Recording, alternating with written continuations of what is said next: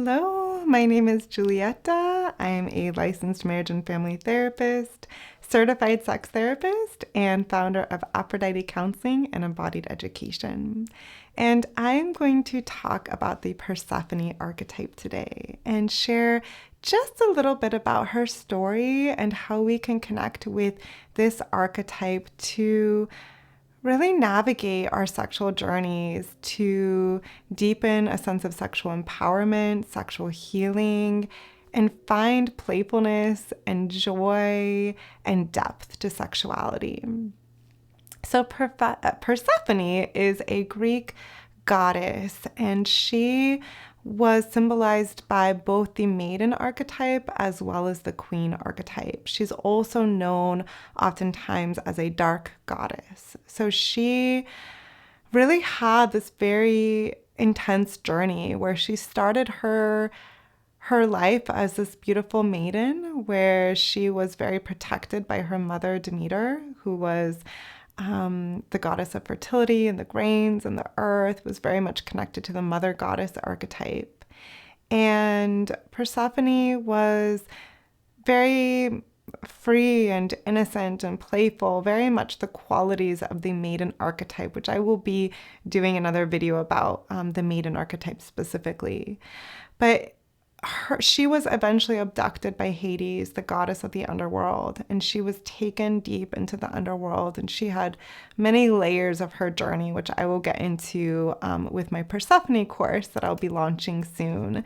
And through her journey of the underworld, she ended up becoming queen in her own right, queen of the underworld, and ended up being a huge part of multiple goddesses stories, multiple Greek mythology stories. She was very powerful in who she was, and also very compassionate, and really had so many elements of the positive queen archetype.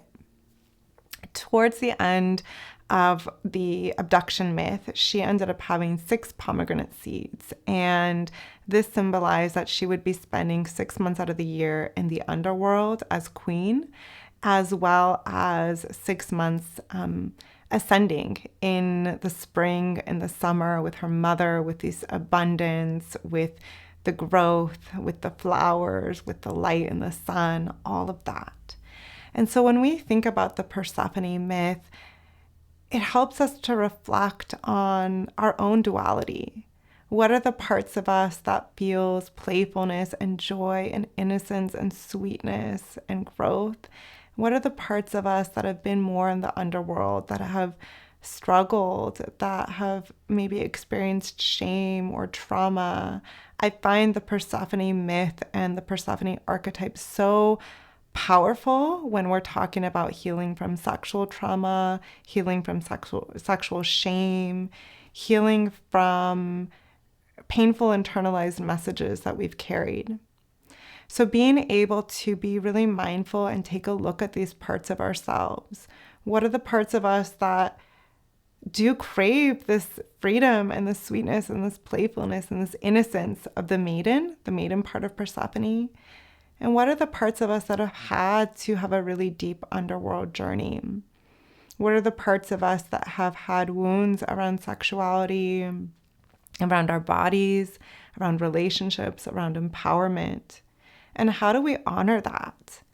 Oftentimes when I've known folks who were on their sexual healing journey, there can be 2 pieces. One, the sense of that we need to somehow ignore our pain or our shame or our difficult emotions around sex, that if I could just push through it and just have sex anyways and just ignore it, then maybe it'll work. But oftentimes we do that because we end up getting disconnected from our true self, from our power, and from our body. So we might dissociate when having sex. We might disconnect from who we are as authentic sexual beings, or not listen to our bodies if we're getting triggered or activated sexually. And that can ultimately backfire, where then you might end up avoiding sex with your partner, or having sex that actually does not feel very nurturing to you. Another way that when we've had sexual shame or sexual trauma or difficult experiences around sexuality is we can just try to avoid it altogether. We can try to kind of stay in that underworld where we're disconnected from playfulness, we're disconnected from our bodies, from light. And it's okay to kind of honor that. Sometimes that's part of that healing journey, that's part of that trauma, but really bringing that to awareness and being mindful of how shame, how trauma, how pain has impacted us in our lives. I think that's really the first step, and that's how this Persephone archetype can support us. It can help us to look at and honor all the parts of us and to connect with what would make us feel empowered, what would help us step into being a queen, to feeling empowered sexually, whether that's choosing not to have sex in this moment, or whether that's connecting with a type of sexuality that feels really honoring and empowering. That could be self-pleasure, that could be sex with a partner, that could be getting more comfortable and sharing what you like sexually or what you don't like sexually.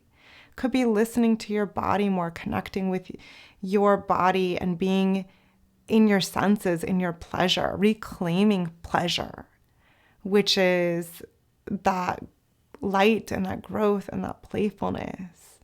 So there's so many layers, so many elements to this Persephone archetype that we can connect with, that we can tap into, that we can honor. But knowing that wherever you are on your journey, whether you are in the underworld right now, whether your things feel very disconnected, very painful, very triggering, or you're kind of ascending and you're connecting with your playfulness and your vitality and your joy, all of that is welcome in this process. And all of that, I really think, should be honored, that that's part of our healing, that's part of trauma recovery, that's part of, even if we feel like we haven't had specific trauma, that's part of navigating shame and internalized messages in the society that we can carry around our bodies and around sexuality.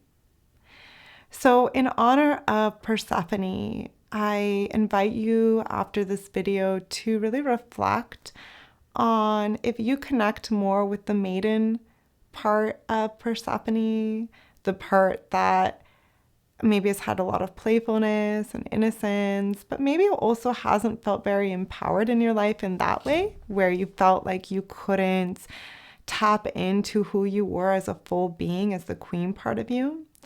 Or have you maybe related to that underworld queen part of Persephone, the part that has had a lot of pain, that has felt disconnected from vitality, from sensuality, that has maybe experienced shame?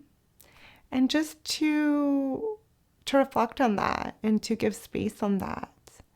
Another way that you can explore the Persephone archetype is to think about empowerment.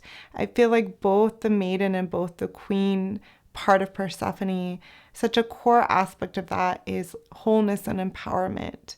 How do we feel whole? How do we honor all the parts of us without judging ourselves or disconnecting from ourselves? And how do we start to feel empowered in our lives, in our relationships, in our sexuality, in our bodies, coming home to ourselves and our authenticity?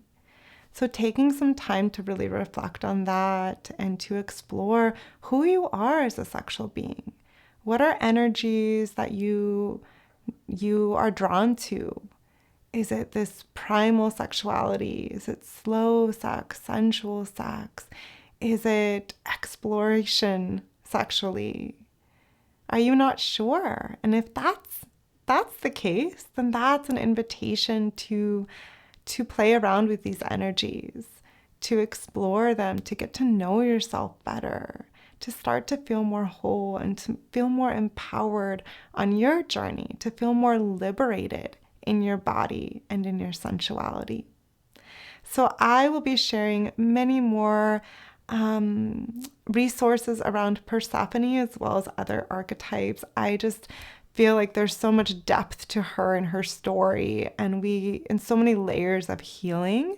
So you can check out my YouTube channel as well as my website, where I'll be continuing to share resources for you if this feels supportive on your healing path, and you can start to incorporate these practices and these reflections into your journey. Thank you so much.